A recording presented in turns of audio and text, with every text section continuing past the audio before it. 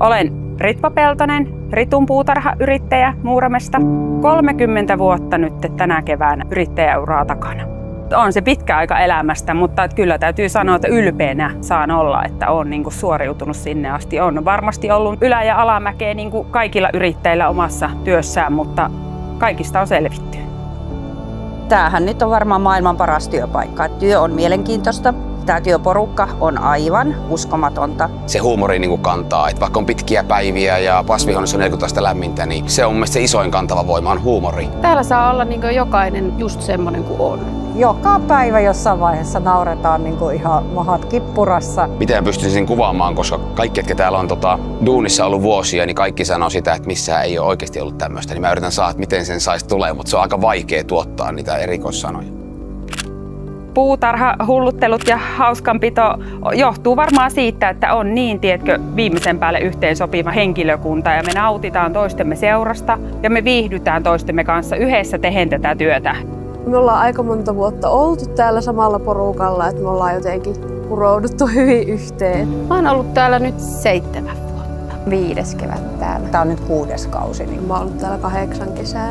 Minä olen ollut 22 kevättä täällä töissä. Tänä vuonna alkaa nyt 26. kesä.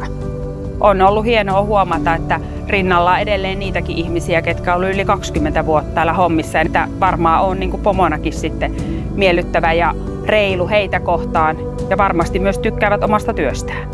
Eikä Ritu pomona. Tsemppaa, on positiivinen. Se selviää tilanteesta kuin tilanteesta. Siinä saa semmoista hyvää energiaa ja fiilistä. On poikkeuksellisen paineensietokykyinen. Tosi hyvä sydäminen. Sillä on valtava ammattitaito vähän kaikesta. No Rituhan on aivan paras pomo kaikista. Ne aina se näkyy iloisena ja jos jotain pitää järjestää, jotain puuttuu, niin ne tulee aina välittömästi. No puutarhalla vähän tuntuu, että toi henkilökunta tässä rinnalla, niin se on mulle oikeasti kuin perhettä. Mä vietän niiden kanssa enemmän aikaa kuin tuolla kotona lasteni kanssa. Ne mun lapsetkin on täällä töissä.